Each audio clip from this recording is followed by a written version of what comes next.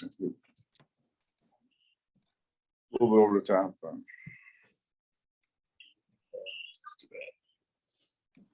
Still wish we could do something for him.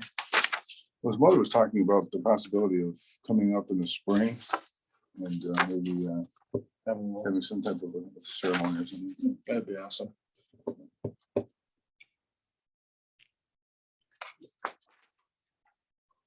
He deserves to go out with a little bit of recognition.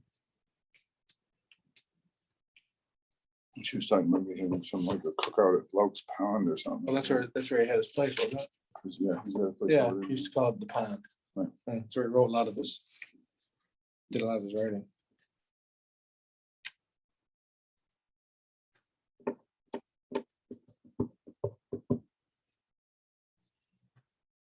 Okay.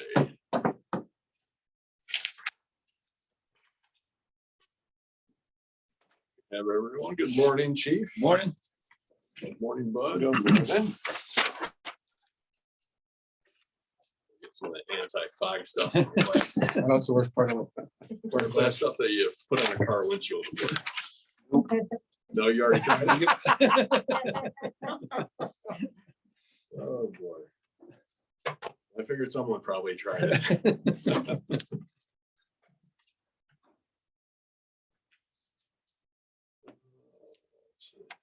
Okay.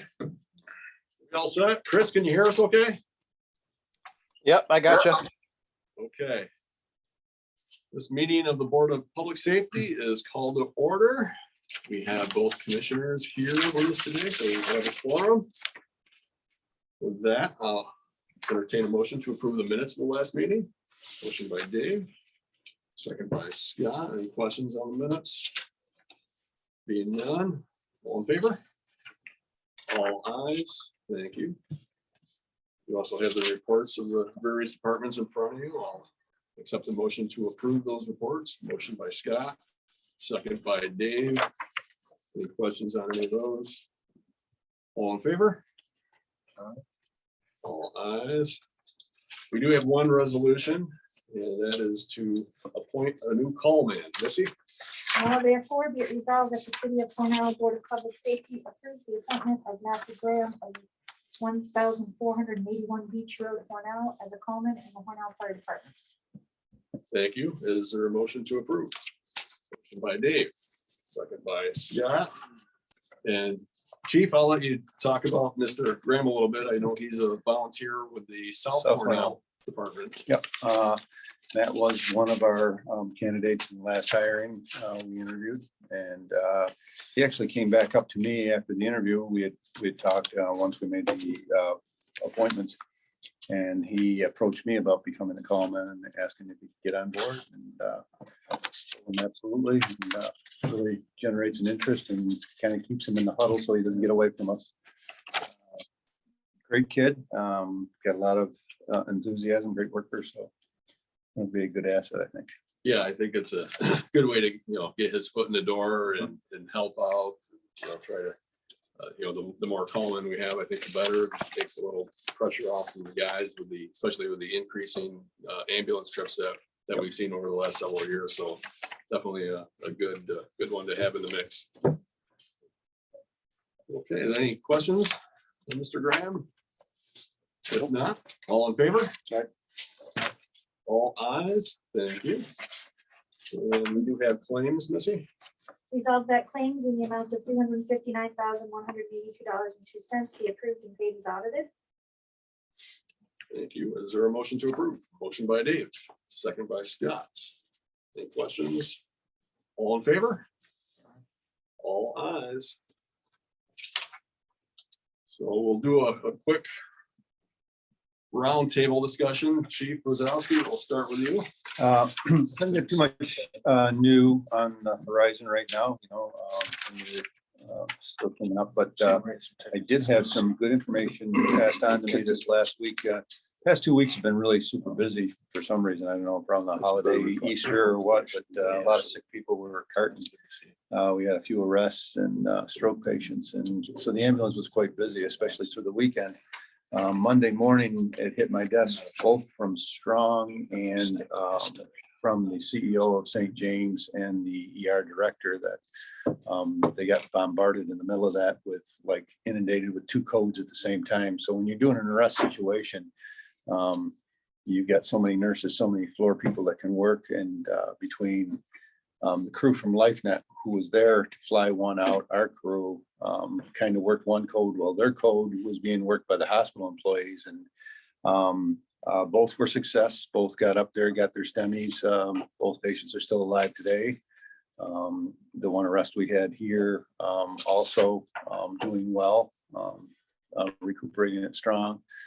So both from the end at Strong Hospital and both from the CEO and CNO at St. James, they couldn't say enough kudos about our crews, that very professional and jumped right in, and good outcomes for all the patients. So it's always good to hear something good, especially in this time with everything being mudslinged at public safety in general. So. Very good. Always good to have some Yep. positive feedback. Yeah. Excellent. Bud, you're up. Well, by our telephones, you can tell it's spring. Just with the property maintenance issues and dog feces issues. We haven't got into grass yet, but I mean, you can always tell once the snow goes away and people's properties start looking like they do, and they haven't gotten out to do anything. So we've been out quite a bit, dealing with a lot of the homeowners. They've been really, a lot of them cooperative about getting things taken care of. So that seems to be a high priority. The other thing is, we've had some neighbors that have got vacant properties that are next door to them, and I've talked to John about them, that are going into the county hands due to lack of paying past taxes. So these properties, they have to, I think it's, correct me if I'm wrong, Missy, they have to be not paid for 2 years, and the 3rd year they go up for the county for the tax auction. Correct. Yep. So, and these are adjacent property owners who are interested in getting these properties that are going to be going up for the tax auction, to do something with them, which is I think is a real positive thing. So I've got their names down, and depending on what happens with the county, once they can actually get into the process of going to court, getting a hold of these properties due to the lack of taxes, that, you know, contact these people and they won't have to pay the past taxes on it. So that's, I think it's a real positive thing that these people want to get involved. I got a call from Bath Codes. I was on the phone with a code officer over there yesterday or the day before, interested in some of our policies and procedures and our nuisance law. Explained that, what goes on with it, and that, you know, it's a tool to get landlords to deal with issues relating to quality of life issues in neighborhoods with landlords.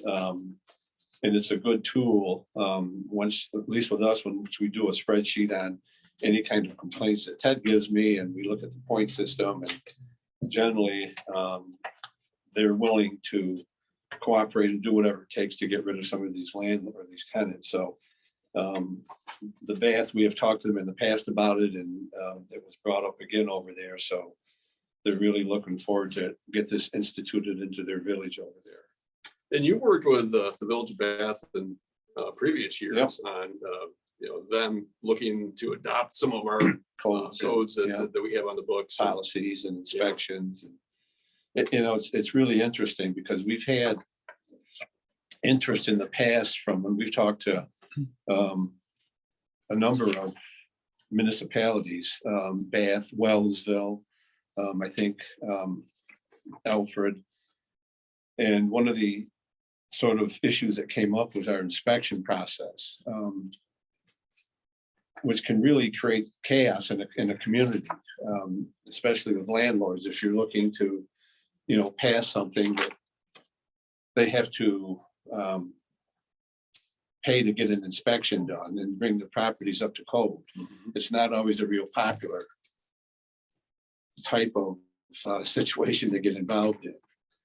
But I think once, and we have told, you know, a lot of, I can specifically remember like with Wellsville, that, you know, once it's instituted, you know, it's a real safety issue when it comes to properties and apartments and making sure tenants are, you know, in these properties safe. And it also protects the landlord, you know, so that if, you know, an issue, and Frank knows this, if you go in there, you inspect the property and everything is fine, and then 2 days later, the smokes and the COs are gone, and you know that they were there when it was inspected and there's an issue, that it falls back on the tenant and not the landlord. So it's a protection for them too. We try to get that over to, you know, the different villages and whatnot, that it's a real positive thing, although you might get some negative impact initially from it, you know. So anyways, Bath is, you know, looking to get into more so with a nuisance law and trying to initiate that. Code officer saying they've got some properties now that they think that they could actually feel be a positive effect on the community. Well, I think that's definitely a feather in, you know, the cap of the codes department, that, you know, other municipalities are reaching out and, you know, trying to piggyback off from, you know, the things that we have on the books and, you know, the things that you do. So that's, you know, that's definitely a compliment to you as well.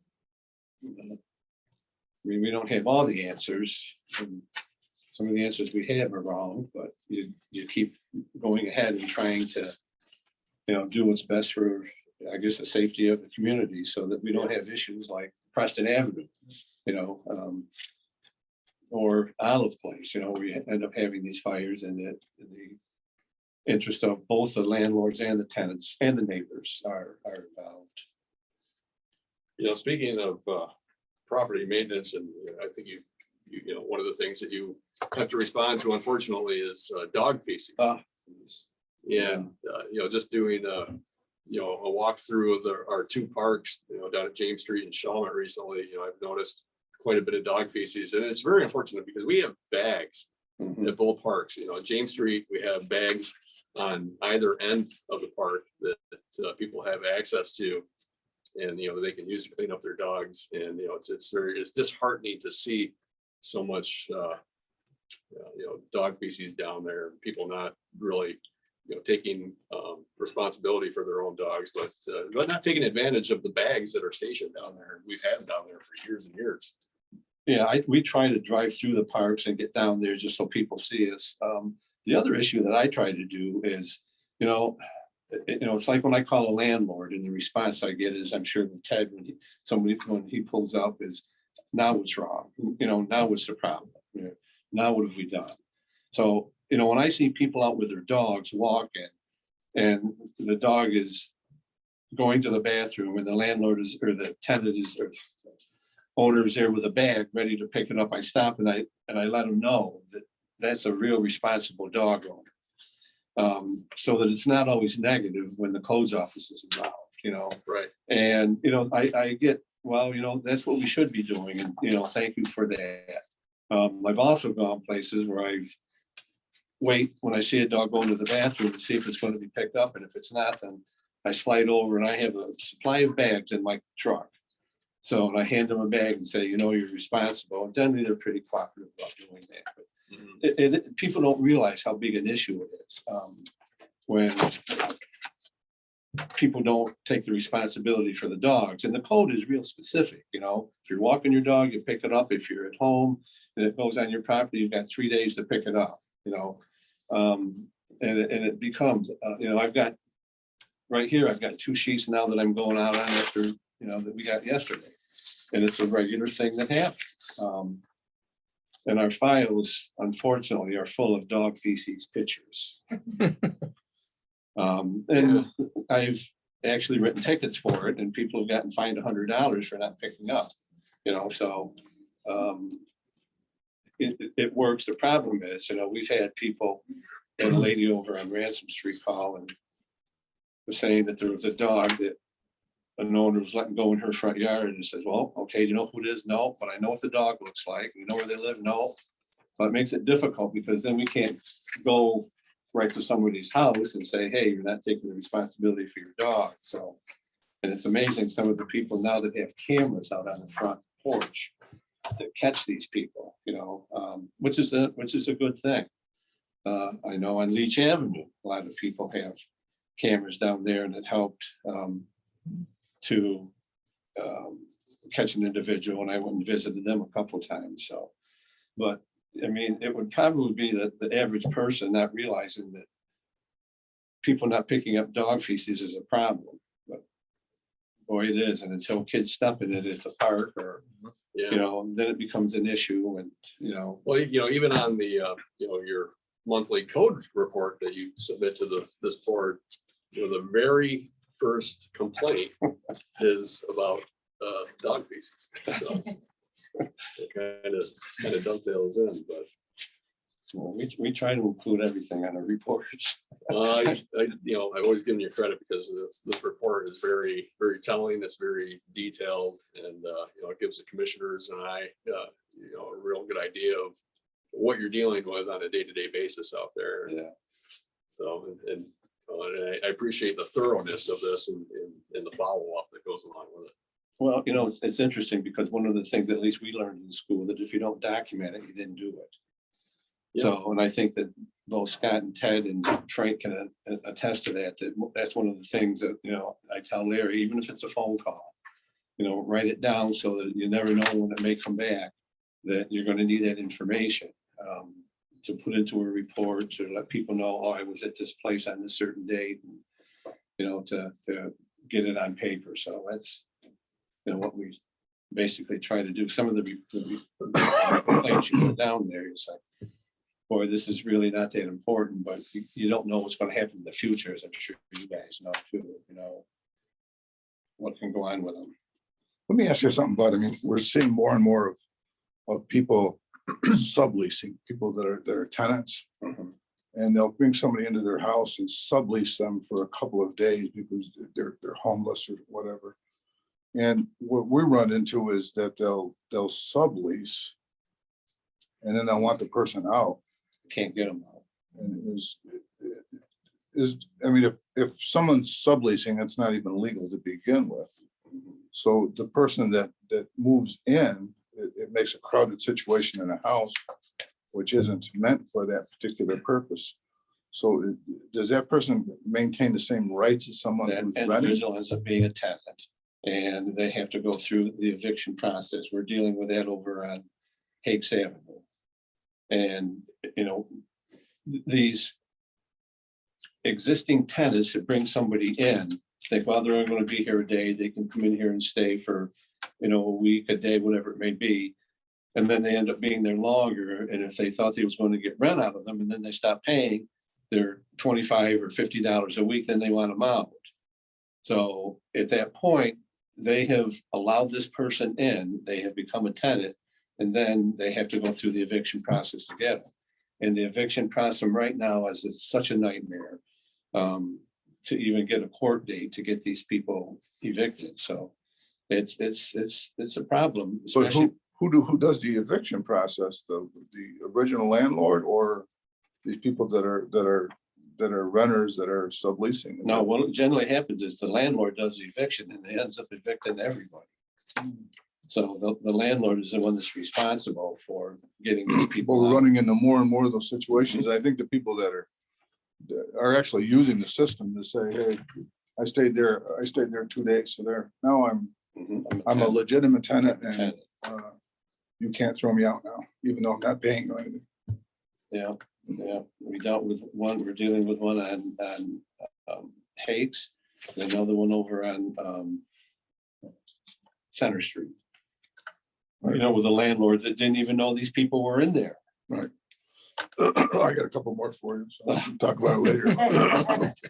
I always walk away with more after these meetings.